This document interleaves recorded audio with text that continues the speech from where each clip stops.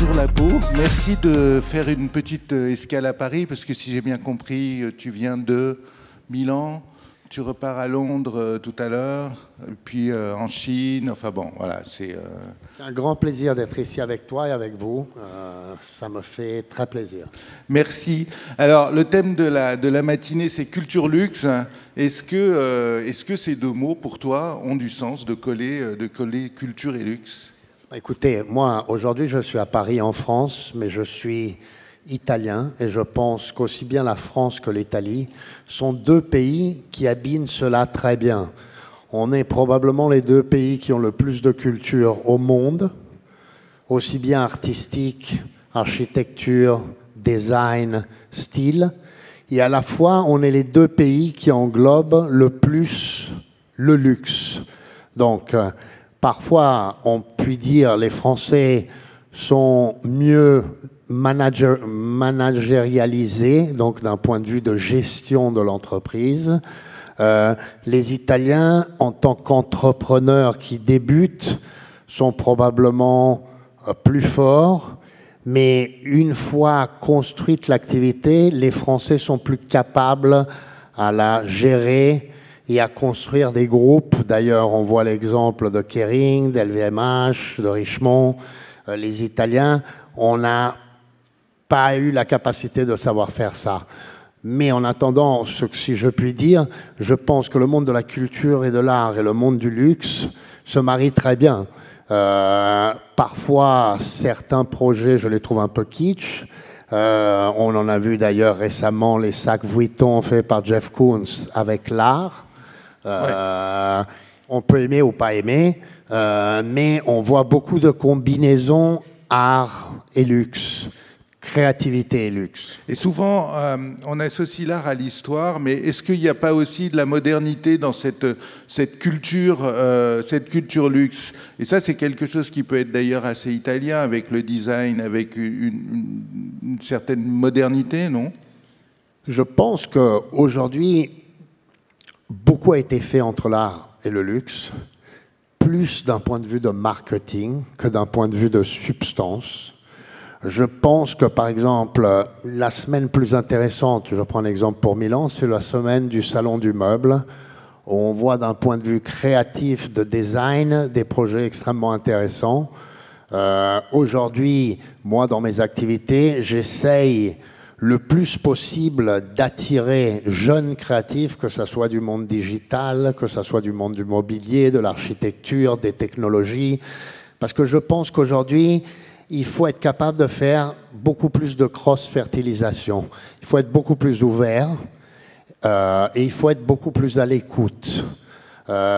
L'humilité est la clé du succès aujourd'hui et l'écoute est la clé du succès aujourd'hui. Alors, justement, tu parlais de tes activités. Dans tes activités, il y a une actualité qui est que tu avais créé une agence qui s'appelle Independent ID et qui vient d'être rachetée par Publicis 133. Quel est le sens de ce rapprochement? Alors, tout d'abord, je tiens à remercier Maurice Lévy et Charles Picot, qui ont été nos interlocuteurs. Je pense que c'est une grande opportunité pour Independent Ideas. Independent Ideas est une agence créative à 360 degrés qui travaille sur le branding, le marketing, la communication, le digital. Et on est très très très fort sur un certain type de monde qui est celui du beau, de la qualité, du luxe, de l'automobile de luxe dans le sport. Et l'opportunité, la possibilité de rentrer à faire part du groupe Publicis, donc avec Publicis 133, tout en préservant notre indépendance créative et professionnelle, est une grande opportunité aussi bien pour moi qu'Alberto, qui est dans la salle, qui est mon bras droit et CEO de l'agence. Et je pense que pour nous, c'est un grand atout pouvoir collaborer et opérer avec Publicis 133 parce qu'ils sont leaders dans le domaine du luxe, mais ils sont leaders dans le domaine du luxe et dans le beau et la qualité sur la France. Donc, les mariages franco-italiens sont des mariages qui marchent. L'histoire le démontre. non pas qu'en amour, mais aussi dans les affaires. On a eu aussi des moments difficiles, comme le coup de tête de Zidane à la Coupe du Monde. Mais on a eu aussi beaucoup de moments très sympathiques. Et je pense que l'union transalpine est une union très très forte. D'ailleurs, je crois beaucoup en la France. Et dans d'autres de mes activités, j'ai fait d'autres unions transalpines. Exemple, dans ma marque de lunettes, je viens de signer une collaboration avec Rossignol, qui est une autre marque française. Donc, la vérité, c'est que France-Italie se marient, s'épousent et se comprennent très très bien. Tu apportes aussi à Independent ID une certaine idée du luxe peut-être plus masculin que ce que 133 a tendance à pratiquer. Tu travailles beaucoup avec des fabricants, avec des marques automobiles, avec des fabricants de montres. Je dirais, nous, on travaille, notre grande force chez Independent Ideas, et je ne veux pas sembler arrogant, mais à la différence des concurrents que l'on a, c'est que nous, on est en degré de travailler à 720 degrés. Donc, je m'explique. Nous, on a les capacités de savoir travailler sur le produit, donc sur le core business de n'importe quelle marque, que ce soit Hublot, que ce soit Smeg, que ce soit Ferrari ou d'autres clients, ou que ce soit la Juventus de Turin, parce qu'on travaille sur le produit, puis on est en degré de raconter des histoires et construire des histoires à 720 degrés sur le produit lui-même.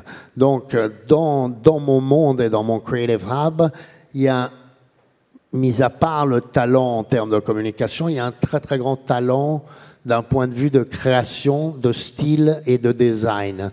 Et très souvent, ça c'est une partie qui manque aux agences, mais nous c'est une partie que l'on a, dont on est très très fiers et qu'on protège et qu'on enrichit tous les jours. L'indépendance, c'est très important parce que la plupart de tes créations s'appellent independent. C'est une notion que tu définirais comment, en fait? Je pense que pour travailler sur la qualité, vendre qualité, aussi bien sur le produit que dans la vie, il faut être indépendant. L'indépendance te permet de créer des alliances qualitatives, te permet de construire des rapports véritiques, te permet, dans le long terme, toujours d'être ouvert aux nouvelles possibilités, au changement du monde, aux choses qui arrivent, et de pouvoir le faire avec sérénité, sans avoir l'obligation de devoir répondre à d'autres. Et je pense que la création doit être indépendante. Je pense que pour créer, il faut être capable d'être indépendant. Et l'indépendance, c'est un state of mind. Et comme je le dis pour Italien Independent, being independent means writing your own story every day. Et moi, chaque matin quand je me réveille, je réfléchis, chaque journée est une nouvelle page. Et chaque journée est une nouvelle page à écrire et à raconter avec mes clients, avec les gens avec lesquels je travaille et avec les gens que j'aime. Alors parmi les rêves que tu réalises, il y en a un qui est tout neuf, là c'était le 7 novembre, c'est Garage Italia. Ça c'est un lieu, j'ai pas eu encore la chance d'aller voir ça, mais ça a l'air d'être particulièrement spectaculaire. Est-ce que tu peux nous en dire deux mots? Tout d'abord, tu es invité, je t'y attends. Merci. Garage Italia Custom, c'était un immeuble des années 50 historique qu'avait voulu Enrico Mattei, grand CEO de Eni dans les années 50, les années du boom économique italien. C'est un immeuble que j'ai remis à neuf avec Michele De Lucchi, grand architecte italien. C'est un immeuble à l'intérieur duquel j'ai voulu créer tout un concept lié au monde de la motion. Et quand on parle de motion, ça veut dire avion, bateau, hélicoptère, moto, voiture.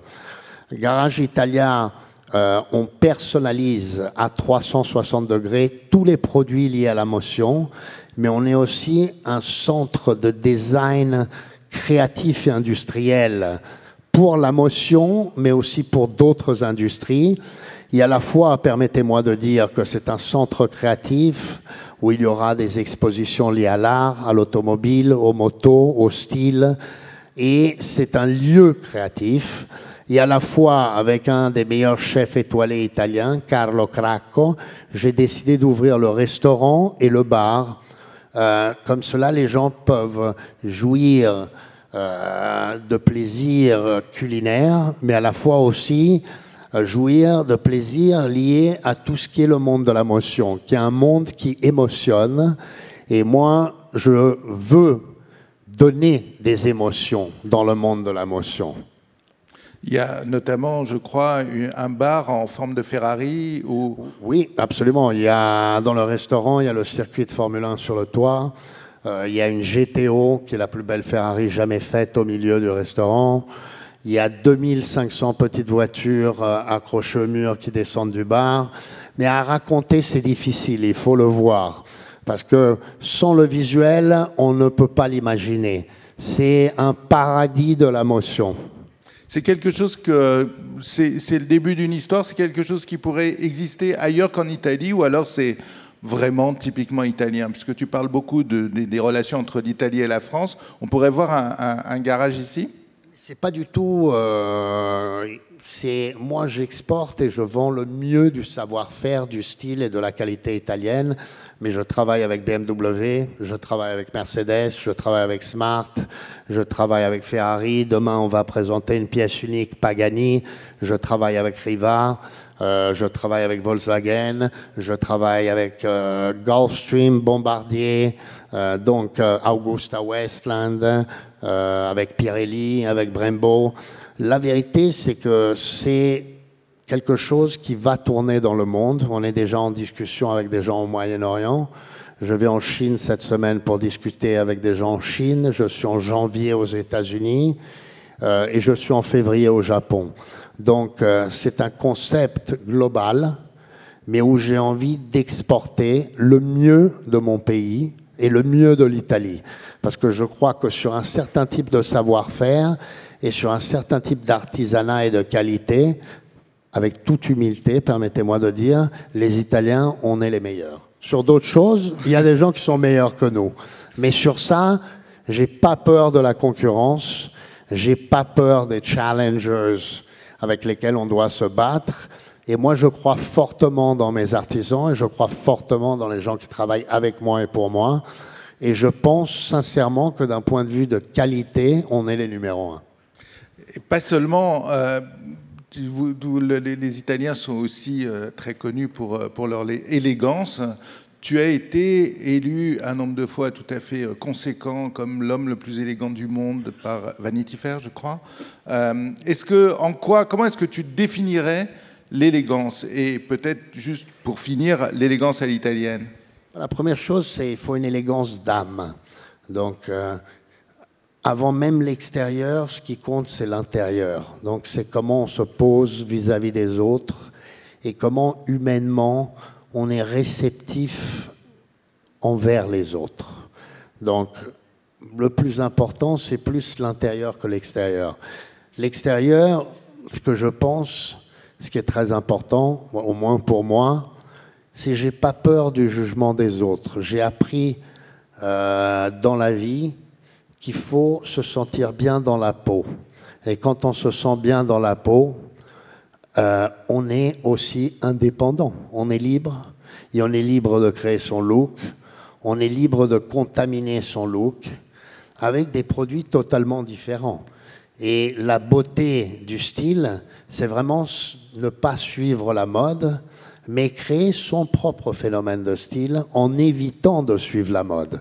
Parce que la mode, c'est saisonnier, et ils tendent à squeeze the lemon and throw it in the garbage. Donc la mode, c'est quelque chose qui est passager. Le style, c'est quelque chose qui reste. Et je pense que ce que nous, Italiens, on a, c'est qu'on aime les couleurs, on aime la vitalité, et on est méditerranéen. Donc on n'a pas peur de ça. Et on est solaire. Et mon avis, la chose la plus importante, c'est être en degré d'apporter et porter cette énergie, non pas que sur les habits, mais aussi dans la vie, avec les autres et pour les autres. Eh ben, merci pour cette formidable leçon, Lapo.